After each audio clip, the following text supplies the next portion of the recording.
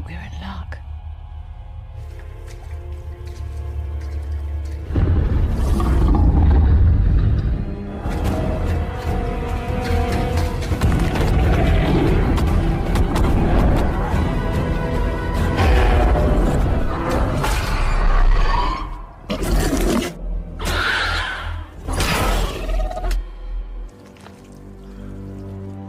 Right.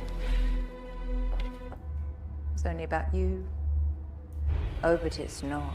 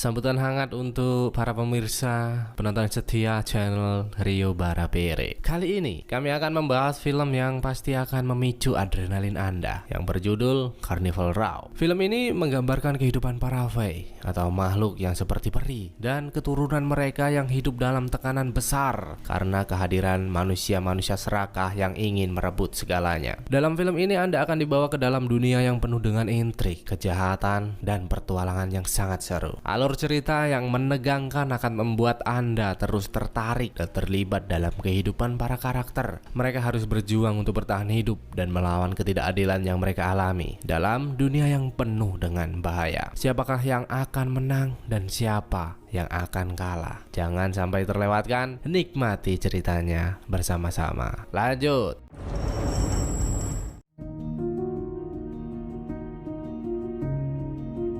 Selama berabad-abad, tanah kelahiran para Fae adalah mitos dan legenda, hingga banyak kerajaan manusia datang dan berperang untuk mengambil kekayaan mereka. 7 tahun yang lalu, perang ini sempat selesai ketika Republik Burgue memutuskan mundur. Namun siapa sangka hal itu malah membuat bangsa Pact berkuasa, dan sekarang tanah para Fae benar-benar menjadi neraka yang mereka tinggalkan. Film diawali dari tanah Tirnanok, di mana para bangsa Fae tengah lari ketakutan berusaha menghindari kejaran para prajurit Pact dan makhluk buas yang menjadi peliharaan mereka. Ketika salah satu Fae hampir diterkam, seorang Fae lain yang bernama Vignet Stonemos pun datang dan berusaha untuk menyelamatkannya. Namun meskipun begitu, masih banyak prajurit bangsa Pact yang mendekat dan terus berusaha menyerang.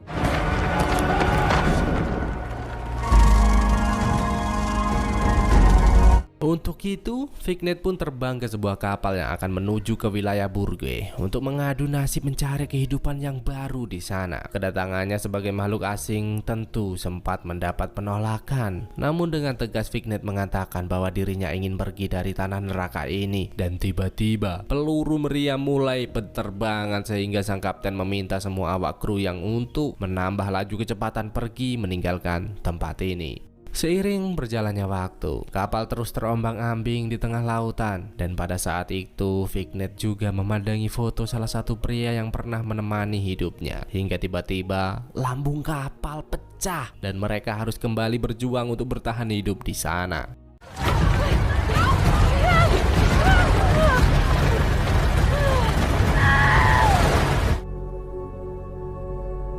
Di Burge kini kita diperlihatkan bagaimana kota kecil ini hidup damai berdampingan dengan makhluk-makhluk endemik yang saling melengkapi satu sama lain. Namun di tengah ketenangan itu terlihat dua ladusing yang meminta jatah bulanan kepada seorang pedagang dengan sangat kasar. Ternyata di Burge juga merasakan hal yang sama, bro. Saya kira cuma di negara Konoha kita tercinta hal seperti ini terjadi. Ternyata di sini juga seperti itu. Inspektur Pilo yang melihat hal itu pun segera mendekat untuk memberi mereka pelajaran di sana. Me that you was asking for a civics lesson.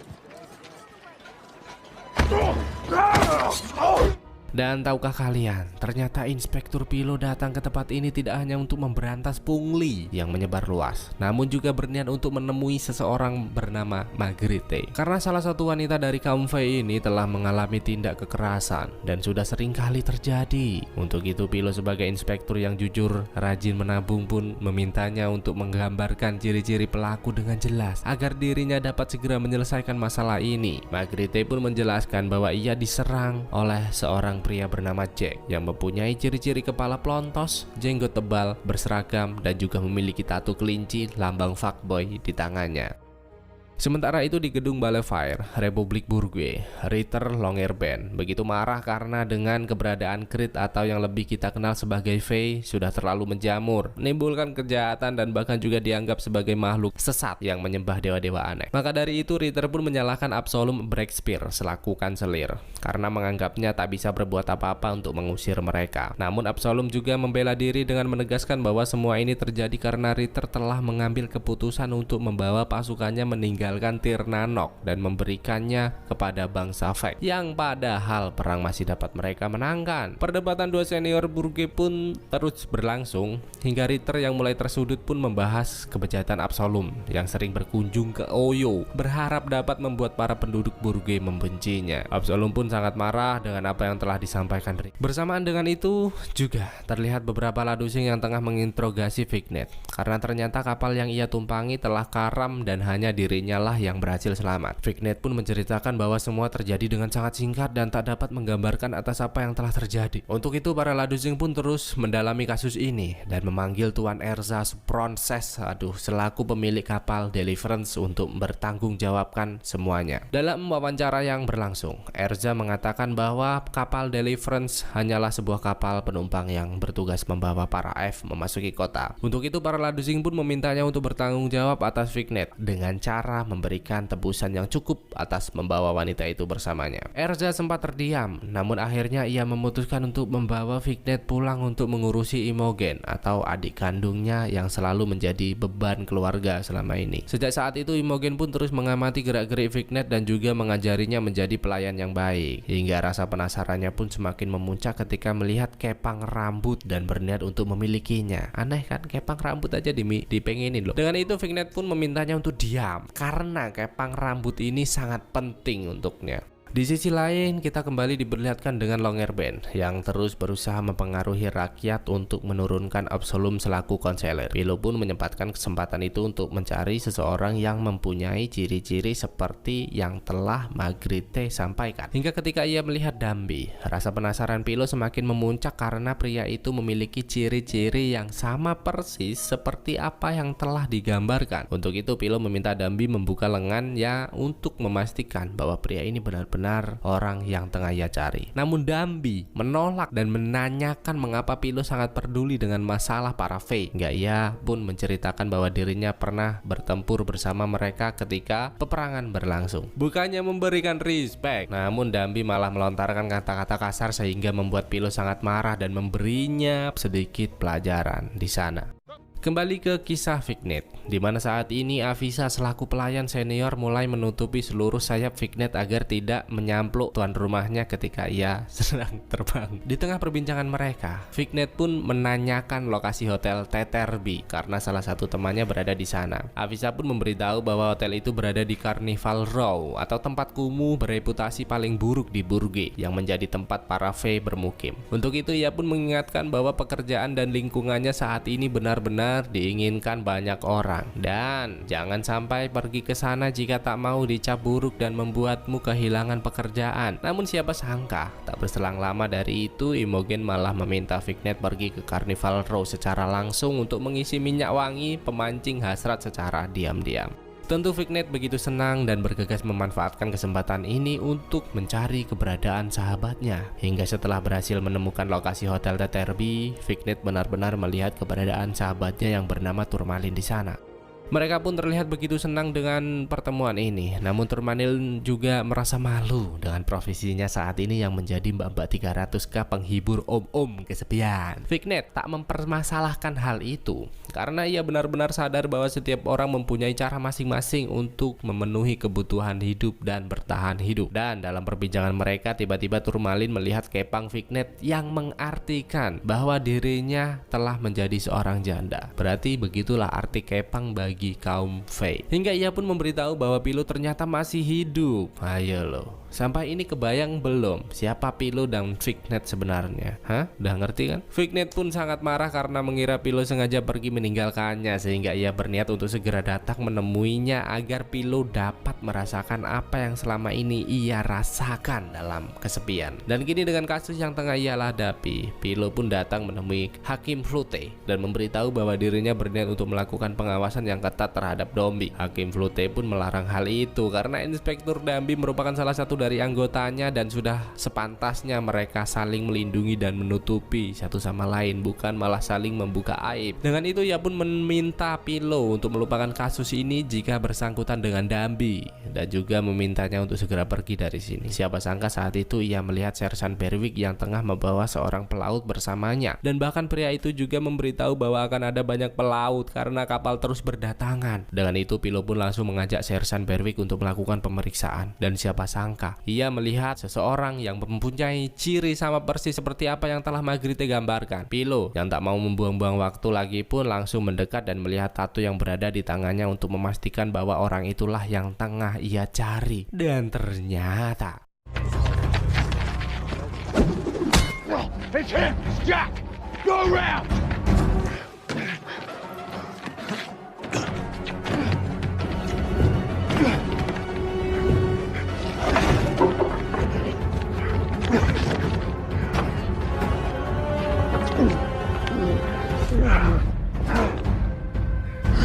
Pilo yang tak mau kehilangan buruannya pun terus melakukan pengejaran hingga sampai akhirnya membuat pria itu tersudut, sampai akhirnya terjun bebas di sana.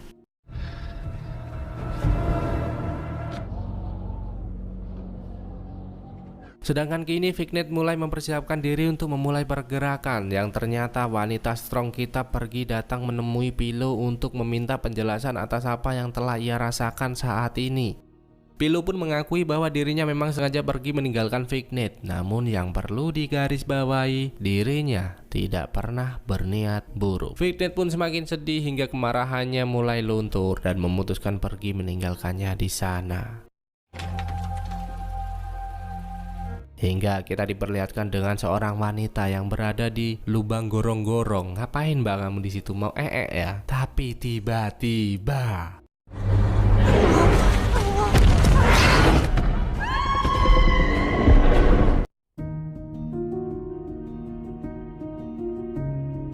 singkat cerita, Pilo mendapat laporan bahwa telah terjadi sebuah peristiwa pembunuhan di mana mereka menemukan seekor mayat yang hancur mengenaskan. Pilo sebagai inspektur yang selalu membela rakyat dan terus melakukan penelusuran dan meminta Berwick untuk memasuki terowongan karena dirinya sangat yakin pembunuhan terjadi di dalam sana. Berwick yang tak mau memasuki terowongan itu pun memberitahu bahwa dirinya telah mendapatkan informasi bahwa wanita ini bernama Aisling yang merupakan penyanyi terkenal dari kaum Fey. Untuk itu ia pun langsung mengajaknya pergi ke sana, berharap dapat menemukan petunjuk motif dari pembunuhan ini. Sesampainya di sana, langkah mereka disambit baik oleh seekor makhluk kecil yang menggemaskan.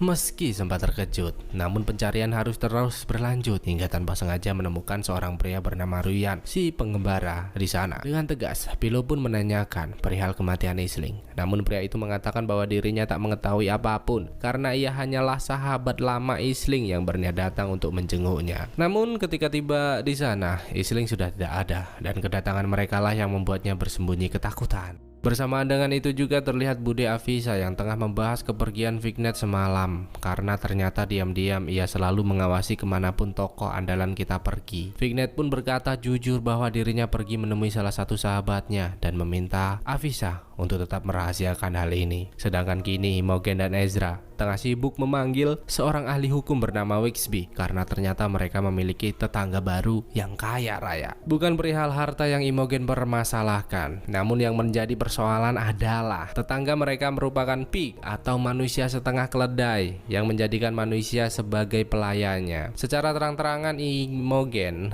merasa kesal atas hal itu karena di Burge tidak ada yang namanya makhluk astral kaya raya dan menjadikan manusia sebagai pelayannya. Bahkan Wixby pun sadar atas apa yang Imogen sampaikan, namun ia juga tak dapat mengambil tindakan karena tidak ada hukum yang melarang seekor pig memiliki properti karena mereka membayar dengan harga yang sudah menjadi kesepakatan. Tentu Imogen merasa kesal mendengar hal itu, namun ia juga tak bisa berkata apa-apa lagi di sana.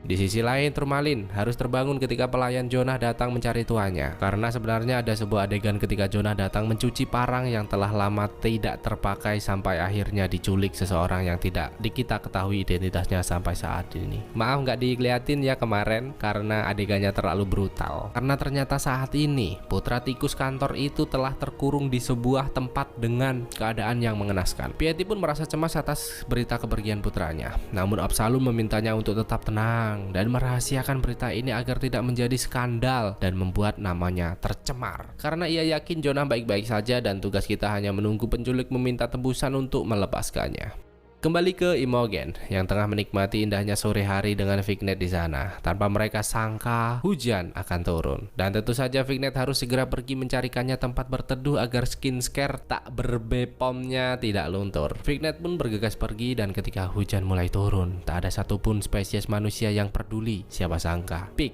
tetangga baru bernama Agreos itu datang membawakan payung untuknya. Pada saat itu Agreos pun mengatakan bahwa dirinya sadar atas orang-orang sekitar yang tak menyukai keberadaannya. Imogen pun menyambung perkataan itu dengan memintanya untuk memikirkan alamat baru untuk tinggal. Namun Agreos menolak karena ia sangat menyukai semua penduduk di tempat ini. Imogen pun merasa Agreos tak sadar diri hingga kemarahan itu mulai terpancing dan menegaskan kepada Imogen untuk tidak jual mahal dengannya. Terlebih lagi dengan parfum pemancing hasrat yang Imogen gunakan dapat memperjelas bahwa Imogen benar-benar wanita yang benar-benar murah banget. Hingga Imogen merasa tersinggung dan beranjak pergi meninggalkannya di sana. Sedangkan Ezra yang sudah sekian lama kesepian mulai tertarik dengan kemolekan Vignet dan berniat untuk mengemprutnya. Tentu saja Vignet sangat marah dan langsung memberinya pelajaran karena dirinya bukan wanita gampang pasrah seperti apa yang Ezra bayangkan. Imogen dan Afisa yang mendengar keributan itu pun datang mendekat dan pria tak bertanggung jawab kita mulai mengarang cerita dengan menuduh Vignet mencuri untuk menyembunyikan keburukannya. Vignet yang merasa lelah menjalani hidupnya pun pergi ke hotel Tetherby menemui Turmalin untuk meminta pekerjaan kepadanya menjadi mbak-mbak 300k. Namun Turmalin sadar bahwa Vignet tak dapat menjadi seperti dirinya karena kurang pengalaman, sehingga ia memintanya untuk menemui kelompok Raven si pejuang dolar.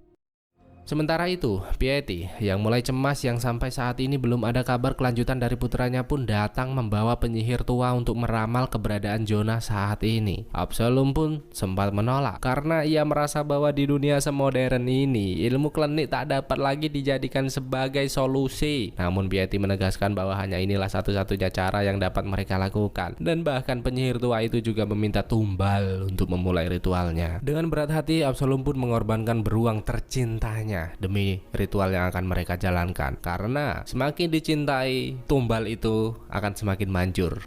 Penyihir tua itu memberitahu bahwa Jonah diculik seseorang yang menginginkan Absalom tersingkir, sehingga saat itu ia juga berasumsi bahwa Ritter lah dalang dari penculikan ini. It is he who has your son. Sedangkan kini, Vignet benar-benar datang menemui kelompok Black Raven, mengaku sebagai sahabat Turmalin untuk bergabung dengan mereka. Dahlia selaku pemimpin pun menyambutnya dengan baik dan juga menunjukkan contoh hukuman untuk anggotanya yang membangkang.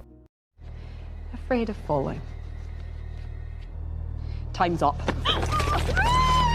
Fignet sempat terkejut melihat hal itu. Namun dengan tegas Dahlia mengatakan bahwa inilah satu-satunya cara untuk menjaga kelompoknya tetap aman serta bersahaja. Wede. Fignet yang sudah terlanjur datang pun tak bisa mundur dan menegaskan bahwa dirinya akan tetap bergabung meski apapun yang akan terjadi. Dengan itu Dahlia mulai memberikan sebuah syarat untuk melihat keseriusan Fignet, di mana ia memintanya untuk mengambil bendera negara yang berada di kantor kepolisian Brunei. Wade.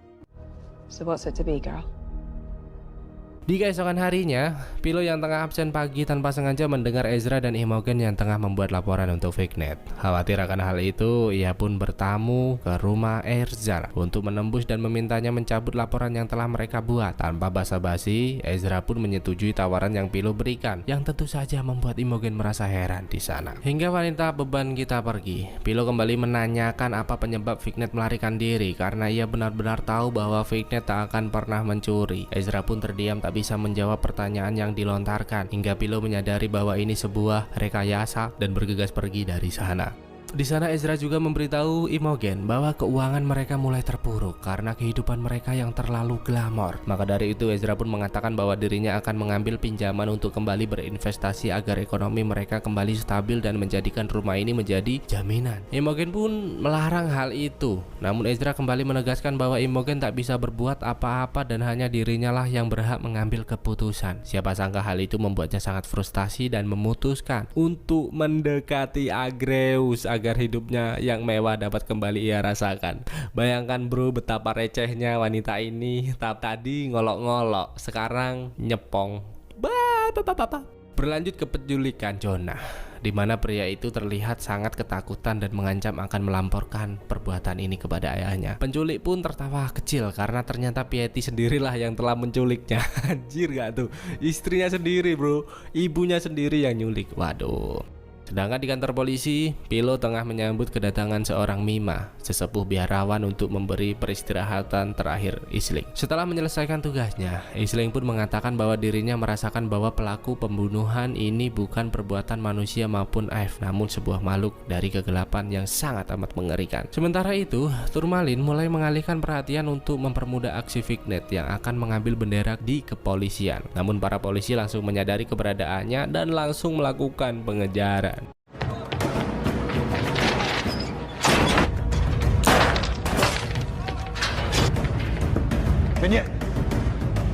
Pilo yang menyadari hal itu pun segera mencari keberadaan Fignet dan menyimpulkan bahwa dirinya telah bergabung dengan kelompok Black Raven. Fignet yang sudah tertangkap basah pun mengancam Pilo untuk segera melepaskannya jika tak ingin semua masa lalu mereka terbongkar. Dan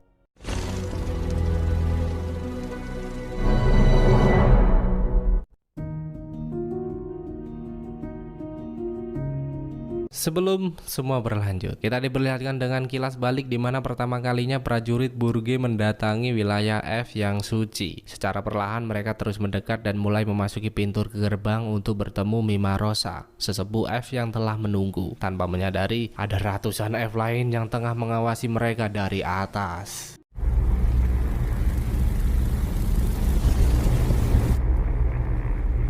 Komandan perang Burge pun menjelaskan bahwa kedatangan mereka ke tempat ini tidak mempunyai niat jahat, namun hanya menjalankan perintah untuk mengamankan wilayah.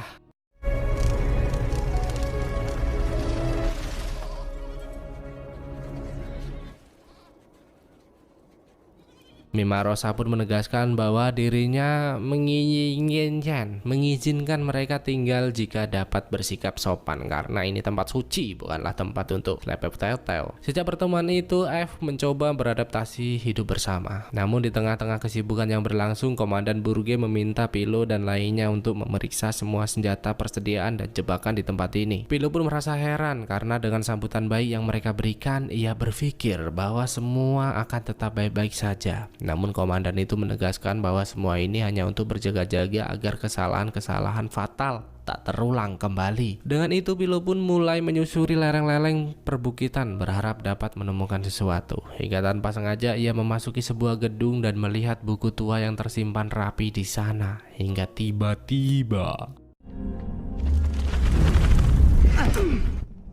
I know why you be.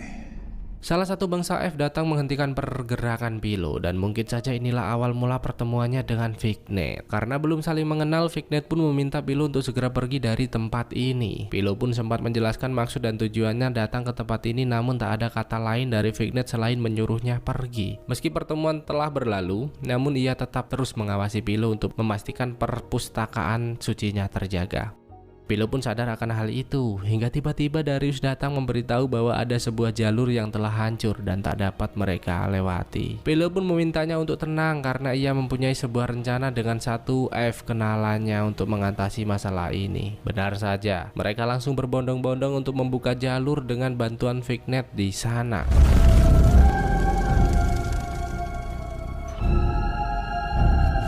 Siapa sangka dari momen itu kedekatan mereka mulai terbangun, dan bahkan Fignet juga telah memperkenalkan diri sebagai tanda rasa percayanya terhadap Pilo. Tanpa mereka sadari, sepertinya ada 3 orang prajurit Burbuge yang diam-diam tengah merencanakan sesuatu. Suara teriakan yang terdengar tentu membuat perhatian mereka terpecah, sehingga Pilo bergegas untuk memastikan keadaan tetap baik-baik saja.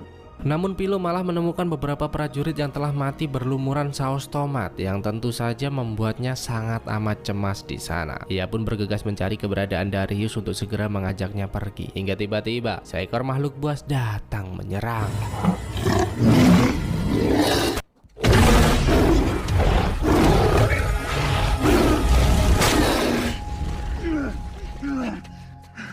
Untung saja Fignet segera datang membantunya keluar dari situasi mencekam tersebut.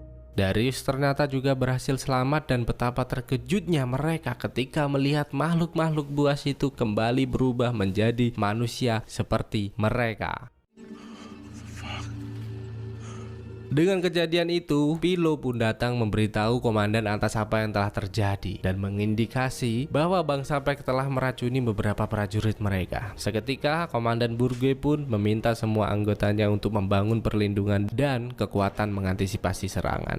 Seiring berjalannya waktu, Pilo dan Fignet begitu sering menghabiskan waktu bersama dan bahkan sangat senang membahas buku yang sempat Pilo berikan. Untuk itu, Fignet pun mengajaknya pergi ke sebuah perpustakaan, di mana perpustakaan ini merupakan yang terbesar di kerajaan Anon. Benar saja, Fignet menunjukkan seberapa luasnya perpustakaan ini dan juga berbagi kisah bahwa tempat ini berisi semua catatan penting, penelitian ilmiah, dan bahkan ia juga menunjukkan sebuah manuskrip berhias berusia 700 tahun yang mengisahkan manusia pertama di Tirnanok. Dan tentu saja dapat kita lihat dengan jelas bahwa Pilo benar-benar menikmati suasana kebersamaan ini. Kedekatan mereka benar-benar intim sampai tidak bisa saya gambarkan dengan kata-kata, dan juga tak mungkin dapat saya tampilkan dengan visual yang nyata. Anjay, sampai terbang-terbang gitu loh bro, gigi. Komandan perang yang mengetahui hal itu pun meminta Pilo untuk sadar, karena saat ini waktunya berperang, bukan untuk fuck you. Pilo pun menanggapi saran itu dengan baik, tapi saya yakin pasti akan terus berlanjut. Hingga perhatiannya mulai teralih ketika melihat Darius yang memasuki hutan. Dengan penuh rasa penasaran, ia terus mengikutinya, yang ternyata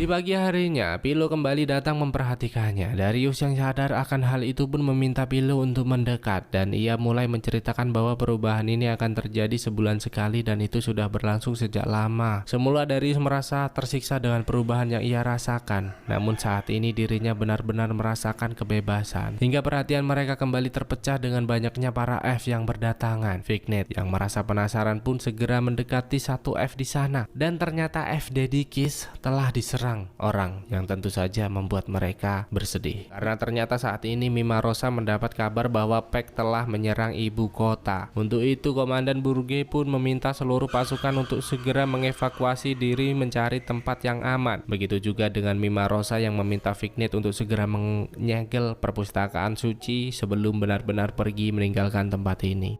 Rasa cinta Fignet begitu besar, dan kesempatan itu ia manfaatkan untuk mengajak Pilo pergi bersamanya. Pilo yang sudah terlanjur menggantung harapan kepada Fignet pun menyetujui hal itu, sehingga Fignet memintanya menunggu di Gunung Batu karena dirinya harus menyegel perpustakaan terlebih dahulu.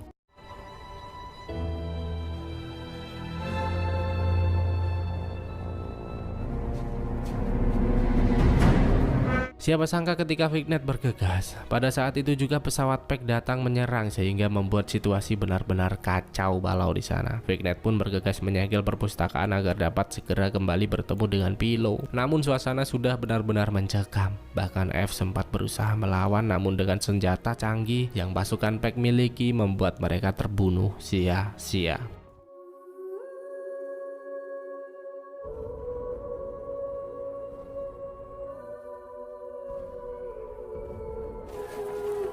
I need you to do something for me.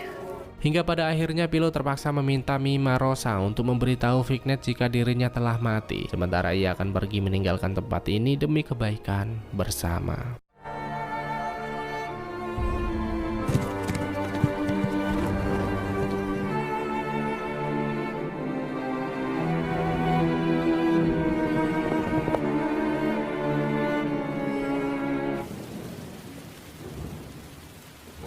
Itulah panjangnya kebersamaan mereka. Pilo benar-benar masih mengingatnya dengan sangat jelas. Tapi kali ini mengapa Fignet harus bergabung dengan Black Raven dan mencuri bendera di kepolisian? Fignet pun mulai mendekat dan berusaha kembali memperbaiki hubungan mereka. Namun nampaknya Pilo sudah benar-benar tidak dapat melanjutkan hubungan dengan alasan Fignet terlalu baik untuknya. Yang tentu saja hal itu membuatnya sangat amat hancur.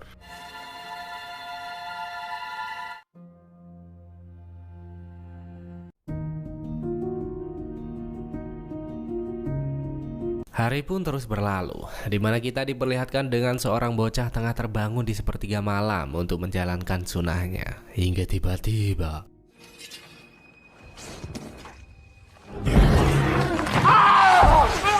kepala sekolah Baron Costin diserang makhluk yang sangat amat mengerikan. Tak butuh waktu lama dari itu, berita menyebar begitu cepat sehingga Pilo dan Berwick segera datang untuk melakukan pemeriksaan. Yang ternyata mayat itu hancur seperti mayat mendiang Tante Aisling dan juga melihat jejak kaki misterius di sana. Tentu kematian ini membuat mereka semakin penasaran karena jejak dan korban ditinggalkan dalam wujud yang sama. Pilo pun benar-benar merasa penasaran dan meminta Berwick untuk berbencar memperluas pemeriksaan. Rasa penasaran Pilo pun semakin bertambah ketika melihat sebuah saluran air yang cukup mencurigakan, hingga Pilo memberanikan diri untuk turun secara langsung melakukan pemeriksaan. Siapa sangka keberanian Pilo membuahkan hasil dengan terlihatnya sosok makhluk astral yang berdiri tegak tak jauh dari hadapannya. Meskipun makhluk itu lekas menghilang ketika Pilo berusaha melepas tembakan. Dengan itu Pilo pun meminta dokter ahli bedah bernama Morange untuk mengotopsi jasad yang mereka temukan. Dokter Morange mengatakan bahwa semua organ tubuh masih dalam keadaan utuh, namun hati dari jasad ini telah menghilang, sama seperti korban sebelumnya. Pilo pun tak mau menyerah begitu saja dan bergegas pergi menemui Mima, si penerawang, untuk menguak kasus ini melalui dunia Supra 125.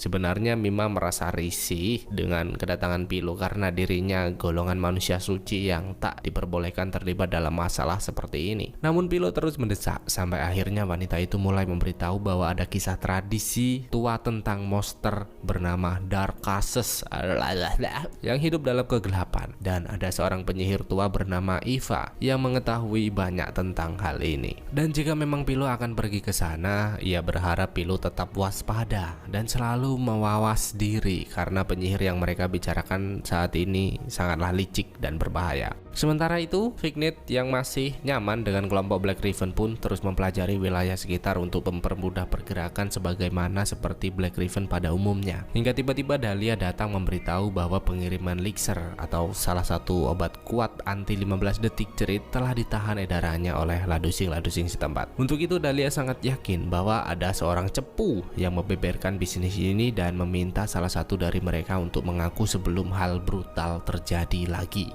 Sedangkan Imogen kembali datang mendekati Erza untuk menanyakan perihal pinjaman yang akan Erza lakukan. Erza pun tetap menegaskan bahwa inilah satu-satunya cara untuk bertahan di era gempuran mbak-mbak 300k. Hingga Imogen pun kembali teringat dengan Agreus dan meminta Avisa untuk menyiapkan sebuah pertemuan dengannya. Tak lupa ia juga berpesan untuk merahasiakan ini karena ia tak mau nama baik keluarganya tercemar karena ia bertemu dengan makhluk astral. Benar saja, Agreus pun datang memenuhi undangan yang diberikan. Ya, meskipun terlihat aneh karena diminta melewati pintu belakang, namun ia tetap mencoba sabar dan sopan santun atas jamuan makan malam ini. Terlihat jelas bagaimana perbincangan mereka begitu canggung, dan Imogen yang terus melontari pertanyaan tak berbobot seperti kualitas dirinya sendiri. Gak ada kualitasnya kamu, Mbak, sumpah. Agreus yang mulai muak pun menegaskan bahwa dirinya sadar bahwa Imogen hanya bermain-main dengannya. Hingga sebelum beranjak pergi, Agreus menegaskan bahwa dirinya akan segera merubah situasi ini.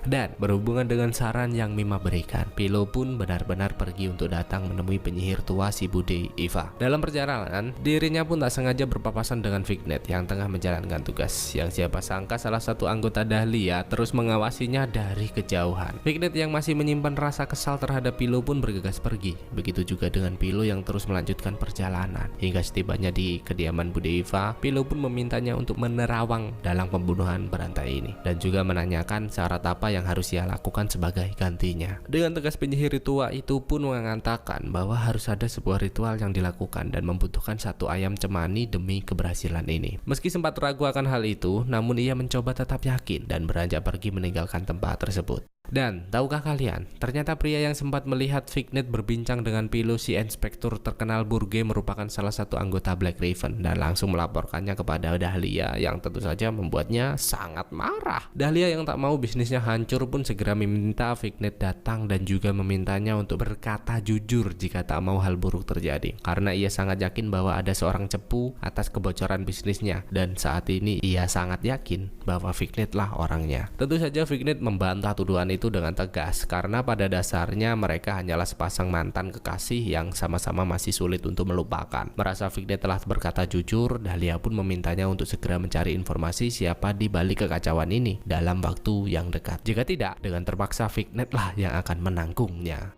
Kembali ke kisah perpolitikan, di mana kian hari Ritter kian melantangkan suaranya untuk melengsarkan Absalom dari kanselir. Bahkan pria itu juga secara terang-terangan mengumbar semua kejelekan rivalnya di sana. Absalom yang sudah benar-benar muak dengan perkataannya pun tak bisa menahan diri lagi pun menuduh Ritter telah menculik putranya, yang tentu saja membuat semua anggota partai sangat amat terkejut.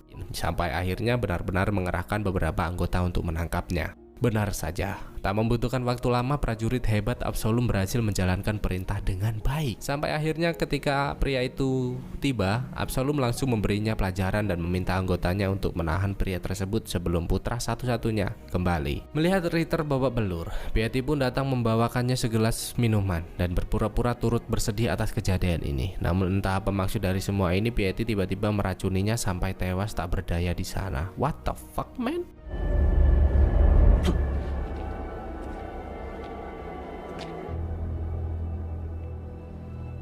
Tak hanya itu, Piety juga datang menemui Absalom untuk memberitahu bahwa putranya saat ini berada di pemandian Kopli tua. Sedangkan kini Pilo juga menangkap seorang pria bernama Hamlin yang diam-diam telah lama menjadi informan gelapnya. Pilo pun membahas perihal kematian berantai yang telah terjadi dan menanyakan apakah Black Raven terlibat akan hal ini. Hamlin pun mengatakan bahwa Black Raven tak pernah terlibat akan kekerasan. Namun saat itu ada salah satu anggota bernama Wren yang dihukum mati karena mengetahui sesuatu dan mungkin menyangkut apa yang tengah kamu bicarakan. Dengan itu, Pilo pun berniat pergi menemui Dahlia untuk segera memastikannya. Hingga siapa sangka langkah kaki kembali terhenti ketika Tourmaline datang memberitahu bahwa Fignet saat ini dijadikan tersangka karena kebocoran bisnis Black Raven yang terjadi. Maka dari itu Tourmaline berharap Pilo mau memberitahu siapa cepu di Black Raven agar nyawa Fignet dapat diselamatkan. Pilo pun tak bisa menutupinya lagi dan menyebutkan nama Hamlin untuknya. Hingga tiba-tiba kesatuan memberitahu Pilo bahwa putra Absalom telah ditemukan dan mereka harus bergegas ke sana. Proses evakuasi berjalan dengan sangat cepat dan Absalom menyambut kepulangan putranya dengan sangat senang. Dan dengan informasi yang telah Tourmaline sampaikan, Dahlia pun meminta Fignet membunuh Hamlin untuk membuktikan kesetiaannya. Memang tugas terasa berat, namun ia juga tak bisa mengatakan tidak dan mulai bergegas menjalankan tugasnya.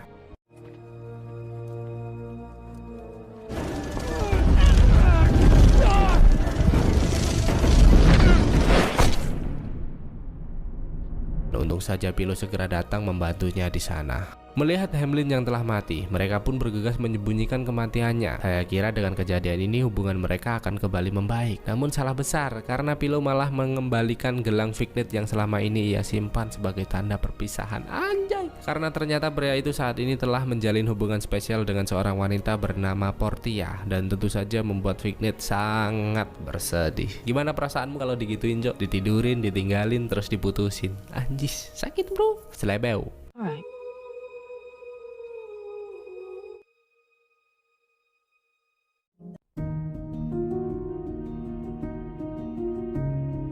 So, kini Philo pun kembali mendatangi Bude Eva untuk mencari tahu hasil dari penerawangan yang didapatkan. Hingga penyihir tua kita memperlihatkan Darkhuser, sebuah makhluk yang sengaja dihidupkan kembali untuk menjadi pengikut seseorang yang mempunyai kecerdasan yang sangat jenius. Philo pun merasa penasaran dan menanyakan siapa di Burgue yang dapat melakukan hal ini selain dirinya. Bude Eva tak mengetahui hal itu, namun sudah dapat dipastikan bahwa seseorang yang dapat melakukan hal ini mempunyai ilmu kanuragan yang lebih baik dari dirinya.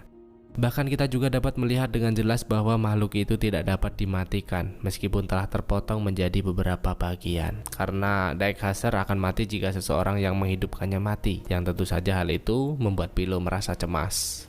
Bersamaan dengan itu, kita juga diperlihatkan dengan Erza yang meminta Imogen untuk mendekat karena mereka harus menandatangani surat untuk memperkuat rumah sebagai jaminan. Imogen pun meminta Ezra tak berpusing ria, memikirkan suntikan dana karena ada seseorang yang mau berinvestasi dalam jumlah besar dan hanya meminta sosialisasi yang baik sebagai gantinya. Dan siapa sangka investor yang dimaksud ialah Agreus Pig, si pendatang kaya raya. Tentu Erza menolak tegas hal itu karena jika manusia lain tahu sudah jelas akan menimbulkan skandal untuk mereka. Namun dengan tegas Imogen kembali mengatakan bahwa dirinya tak akan rela membahayakan rumah ini sebagai jaminan selama dirinya masih hidup dan bernapas.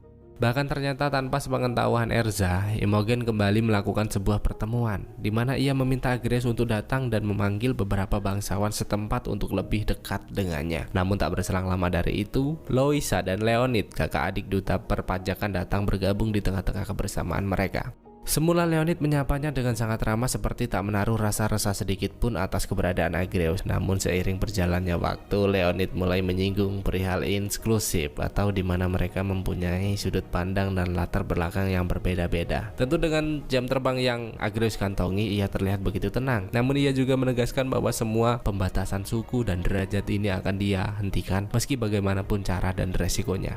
Imogen pun merasa tertekan dengan apa yang Agreus ucapkan dan menyuruhnya pergi menyudahi semua kesalahan ini. Namun Agreus menolak karena dirinya tak mau selalu dipermainkan, hingga Erza pun datang mendekat dengan sikap yang baik untuk menghargai keberadaan pria tersebut. Siapa sangka dengan sedikit kebaikan yang Erza berikan, Agreus memberikan cek sejumlah 80.000 guilder sebagai modal investasi untuknya. Namun meskipun begitu, Ezra juga resah karena dengan jumlah sebanyak ini ia sangat yakin bahwa Agreus akan lebih mendominasi. Seiring berjalannya waktu, Absalom pun terus memimpin parlemen pertahanan untuk membahas gagasan-gagasan yang harus mereka lakukan ke depan. Siapa sangka pada saat itu Sophia, putri Ritter, datang menggantikan posisi sang ayah untuk mengisi kursi anggota dewan dengan kemampuannya. Para tokoh politik Burgue pun tertawa lepas mendengar wanita muda yang berbicara sok bijaksana. Namun Absalom yang tak mau wanita itu tersinggung pun memberinya kesempatan untuk melanjutkan visi misi yang akan Sophia sampaikan. Dengan lantang Sophia pun menyinggung antara perbedaan mereka dengan seluruh Fae yang berada di kota ini dan mempertanyakan apakah kita bisa menjalani perbedaan di antara mereka. Sophia menegaskan bahwa masyarakat Burgue dan para Fae jelas sangat berbeda dan itu akan terus ia perlakukan selamanya.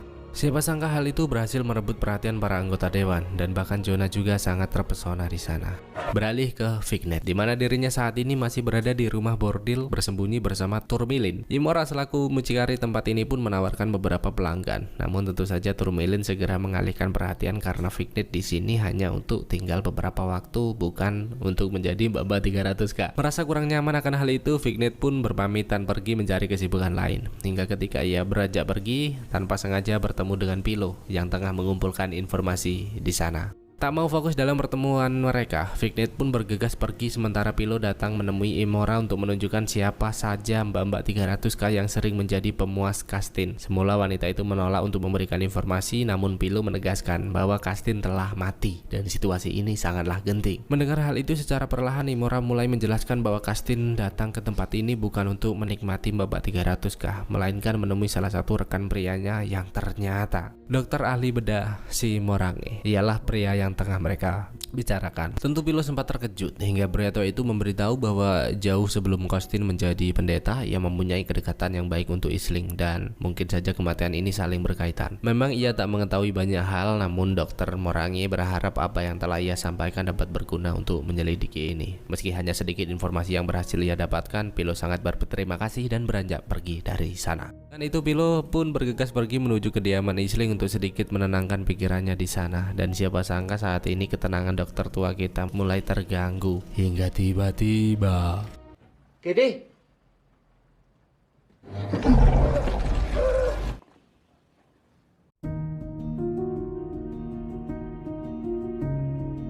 kematian dokter Morange tentu membuat kasus pembunuhan berantai ini semakin membesar. Untuk itu kepala polisian pun mencoba mencari tahu informasi lebih dalam kepada Pilo atas keterkaitan pembunuhan ini. Namun Pilo tak mau memberitahu apa yang pernah dokter Morange sampaikan dan akan terus mengusut tuntas kasus ini dengan caranya sendiri. Hingga tiba-tiba salah satu ladusing datang memberitahu bahwa dokter Morange sempat terlihat di Carnival Row, sehingga mereka memutuskan untuk memperluas penyelidikan di sana. Sementara itu, Pilo yang semakin rapuh dengan bayangan yang selalu menghantuinya pun datang menemui Portia untuk menceritakan apa yang saat ini ia alami. Dimana sebenarnya kematian ini saling terkait dengan dirinya karena selain kematian Kastin, kepala asrama tempat dulu ia dibesarkan, dan dokter Morange merupakan orang yang telah memotong sayapku. Bahkan saat ini Pilo juga mengatakan bahwa Isling adalah sosok wanita yang telah melahirkannya, berarti ibunya. Karena seperti yang kita tahu bahwa Pilo memiliki darah campuran antara Fae dan manusia. Portia pun sangat marah mendengar hal itu karena ia benar-benar tak menyangka bahwa selama ini dirinya menjalin hubungan dengan manusia campuran hingga ia bergegas pergi meninggalkannya di sana. Mangklei. Sedangkan Vignet yang terus menjalankan bisnisnya tiba-tiba melihat sebuah selebaran tentang adanya sebuah pameran yang akan diselenggarakan perihal harta peninggalan dari Tirnanok. Tentu Vignet merasa penasaran dan bergegas pergi ke museum untuk mencari tahu apa yang telah ditemukan. Para manusia Brugge hingga ketika pintu itu dibuka, ternyata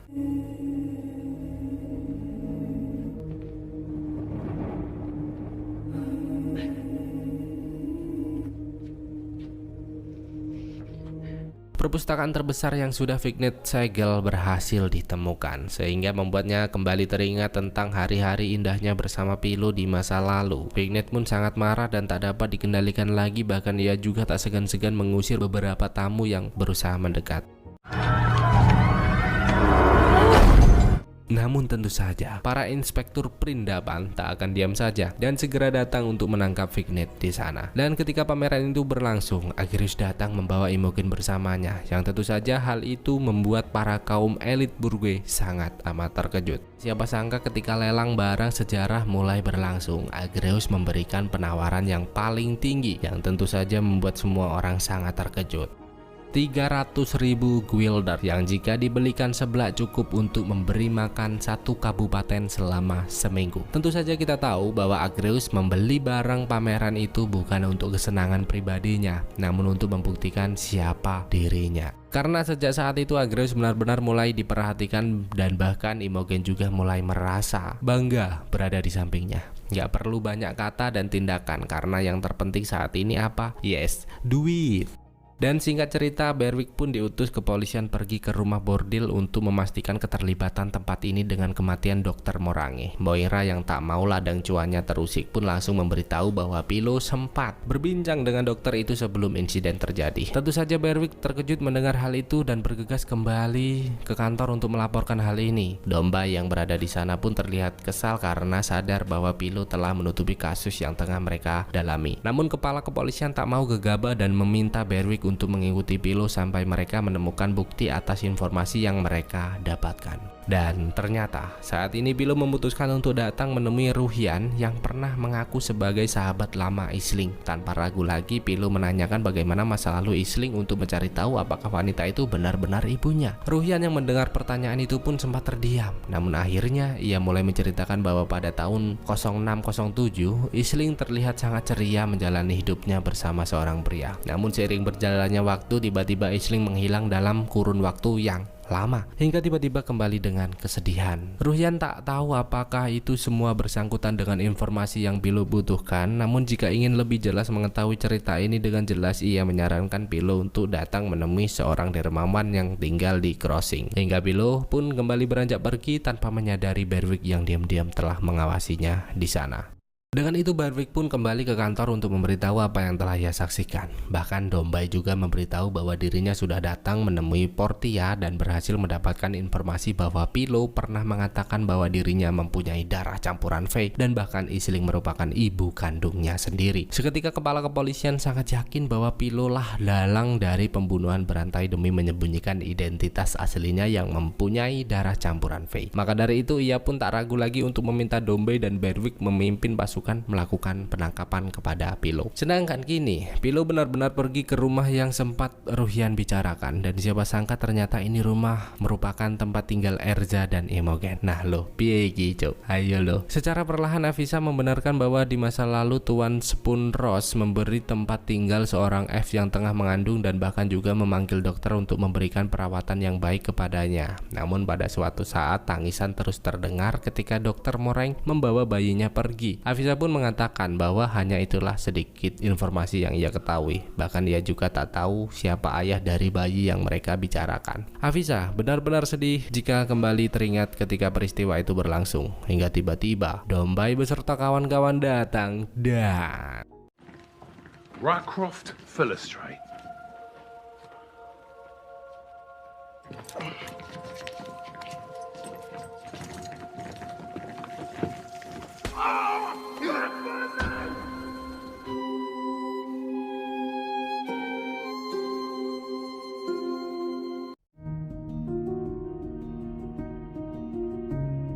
Setelah puas menghajar Pilo, mereka pun segera membawanya pergi ke hadapan kepala kepolisian untuk menerima sanksi tegas atas perbuatannya. Pilo sempat mengelak karena pada dasarnya ia tak terlibat dalam pembunuhan ini. Namun pihak kepolisian tak mau mentolerir lagi karena meskipun Pilo tidak terlibat, namun yang sudah pasti ia berusaha menyembunyikan petunjuk yang ada. Maka dari itu Dombay pun langsung membawa ke ruang tahanan dan bahkan ia juga sempat dikurung menjadi satu bersama preman-preman pribumi Burge agar mendapatkan pelajaran. Untung saja Vignet yang telah dikurung lebih awal menyadari rencana buruk mereka dan langsung meminta Pilo untuk lebih waspada.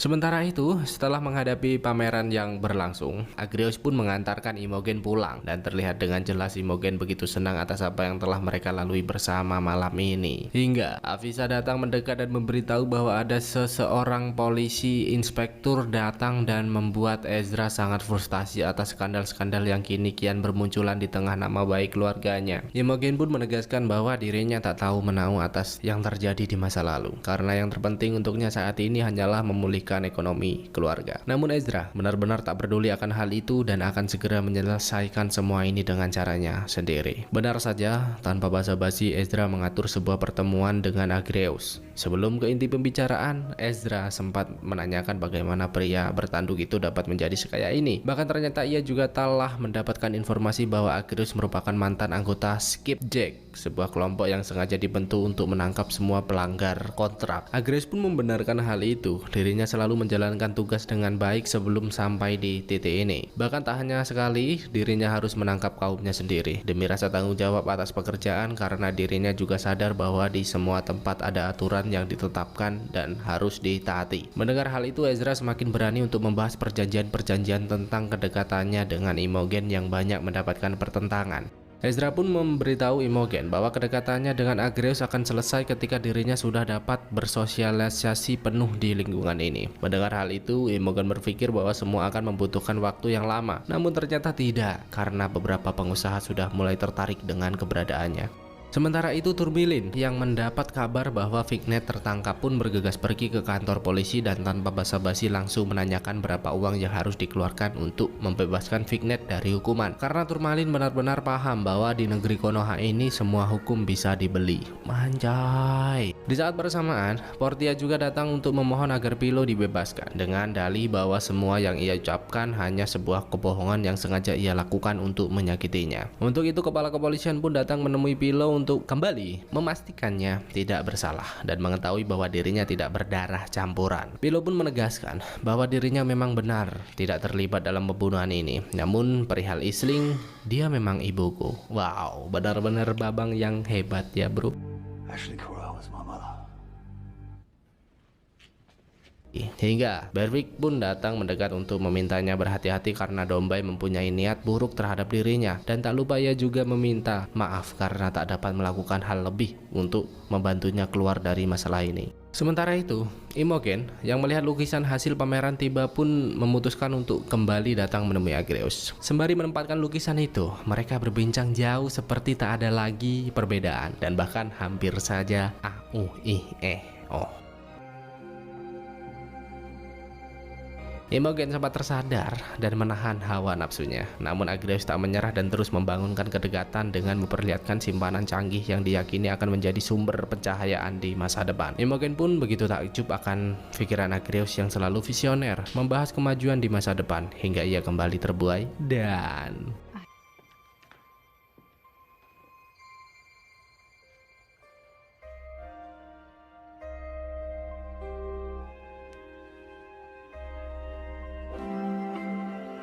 Kini Absalom yang telah kembali dari kunjungannya pun mendapat laporan bahwa buntut dari pembunuhan berantai sudah ditemukan karena pihak kepolisian sudah menangkap seorang tersangka berdarah campuran dan merupakan putra Isling, salah satu korban yang tewas. Entah mengapa Absalom begitu terkejut mendengar informasi yang diberikan. Apakah ada sesuatu?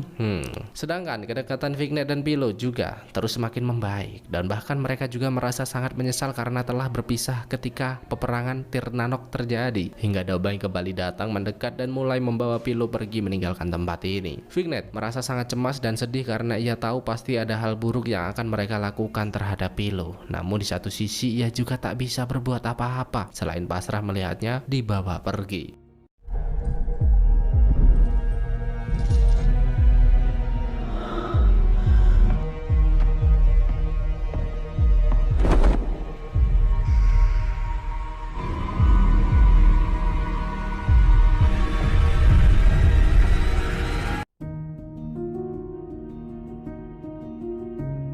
Absalom berniat membunuh Pilo karena ia tak rela mendengar Isling telah mati. Untung saja senapan tak bekerja dengan baik dan bahkan Pilo langsung menjelaskan bahwa dirinya tak akan mungkin membunuh Isling, terlebih lagi setelah mengetahui bahwa wanita itu ibunya sendiri. Mendengar hal itu, Absalom mulai menceritakan bahwa dirinya pernah mempunyai kedekatan dengan Isling, namun ayahnya selalu menghalangi dan berusaha memisahkan. Hingga suatu hari Isling mengajaknya bertemu untuk menyampaikan sesuatu, namun dirinya tak pernah datang menemuinya sampai saat ini. Mungkin ayahku benar, jika aku tetap bersamanya tak akan mungkin pernah bisa mendapat kekuasaan sampai di titik ini. Namun sejak saat itu diriku terus dihantui rasa penasaran karena mungkin saja Isling ingin menyampaikan sesuatu tentang dirimu. Dengan cerita yang Absalom sampaikan, mereka pun terlihat semakin dekat, bahkan pria itu juga meminta Pilo pergi mencari tempat yang lebih aman untuk berlindung. Pilo pun tak keberatan akan hal itu, namun tak lupa ia juga berpesan agar Fignet dikeluarkan untuknya.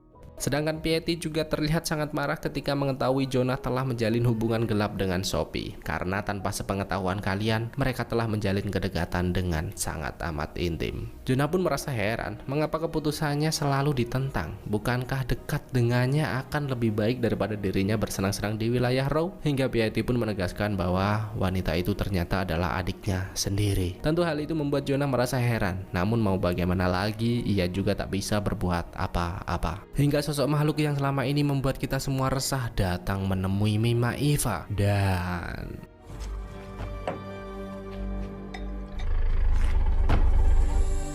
Oh, who you are. Kini Absalom pergi ke kepolisian untuk membuat surat atas kebebasan Fignet sesuai permintaan Pilo. Hingga Pig, si pelayan, datang mendekat dan langsung menikamnya tanpa ampun di sana.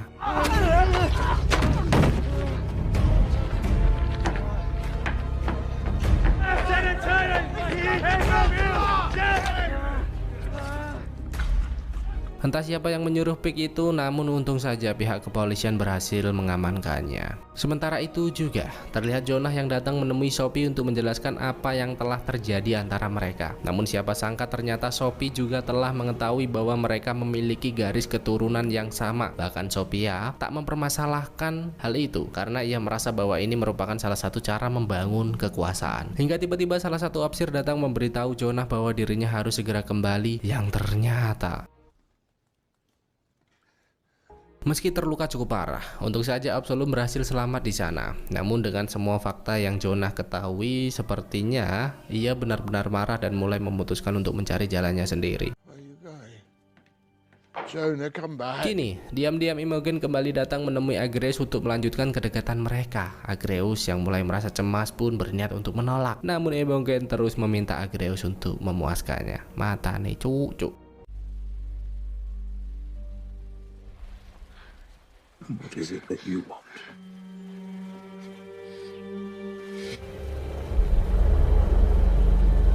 Ezra yang diam-diam mengikuti Imogen tentu sangat marah melihat adiknya dileleh oleh seekor binatang. Hingga tanpa basa-basi ia mulai mendekat dengan senapan yang ia miliki.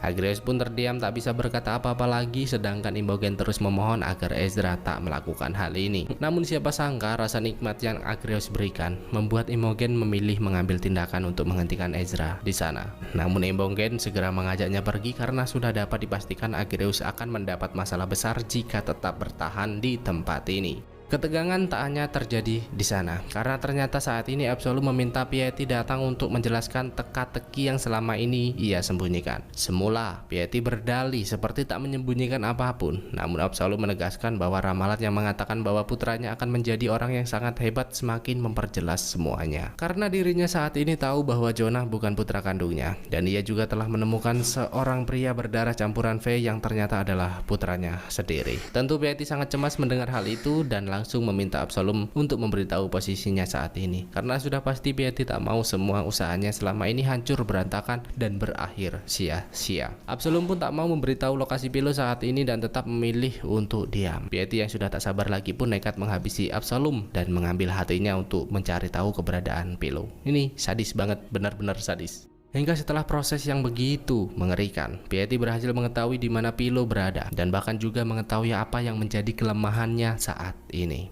Di saat bersamaan, Pilo yang tengah menunggu Fignet dibebaskan mulai merasa resah karena tak kunjung mendapatkan kabar di sana. Hingga tiba-tiba mereka semua terlihat begitu cemas ketika mendengar kabar bahwa Mima Iva telah diserang seekor makhluk menyeramkan. Dengan cepat Pilo pun bergegas menemui Mima Iva dan menyadari bahwa wanita itu telah diserang Daekaser karena mengetahui sesuatu. Benar saja, di ujung kematian Mima Iva ia memberitahu bahwa suatu hal buruk telah terjadi karena saat ini sudah kembali ada korban dan gadis yang dicintainya dalam bahaya. Seketika Pilo sadar akan apa maksud dari perkataan Mima Iva dan bergegas pergi meninggalkan tempat tersebut. Jonah yang mengetahui Absalom telah mati pun meminta semua kepolisian mencari keberadaan Piety untuk menjelaskan maksud dari semua ini. Namun ternyata Piety sudah bergerak cepat dengan menahan Fignet di sana untuk memancing Pilo datang agar tak ada lagi yang dapat menghalangi rencananya. Seketika Fignet sadar bahwa wanita inilah yang telah menciptakan Daekaser. Namun wanita licik itu benar-benar sudah tak peduli dan terus menjalankan semua rencananya. Bahkan saat ini perjalanan Pilo harus terhalang Daekaser yang berdiri tepat di hadapannya, hingga tanpa sengaja langkah itu membuat Piety sadar akan keberadaannya saat ini dan I think we're in luck.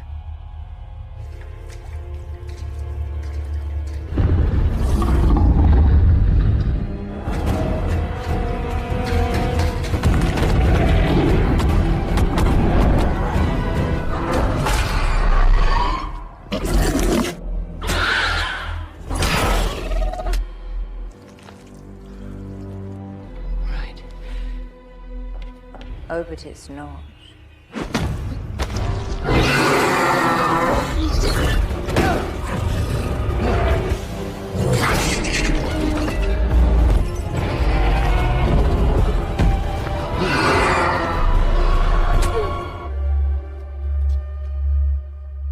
Fignet berhasil meloloskan diri dan langsung menikam wanita tersebut. Dengan kejadian itu, Fignet dan Pilo pun berniat untuk pergi meninggalkan kota ini. Namun sayang seribu sayang, langkah mereka kembali terhenti karena tidak ada yang boleh keluar dari kota ini setelah Absalom terbunuh. Dan dengan kematian Absalom, Jonah pun diangkat menjadi kanselir menggantikan posisi Absalom, yang siapa sangka ternyata di sana ia menegaskan bahwa akan bertindak tegas dan tak akan bernegosiasi lagi dengan spesies lainnya, dan bahkan juga mengajak Sophie untuk bersatu. Atas keputusan itu, para Pig, Faye dan kawan-kawan benar-benar tersudut. Bahkan di sana Pilo harus berpisah dengan Fignet karena pembatasan yang terjadi. Hingga Turmalin yang berniat melarikan diri tertembak aparatur setempat, yang tentu saja menimbulkan kesedihan mendalam untuk mereka.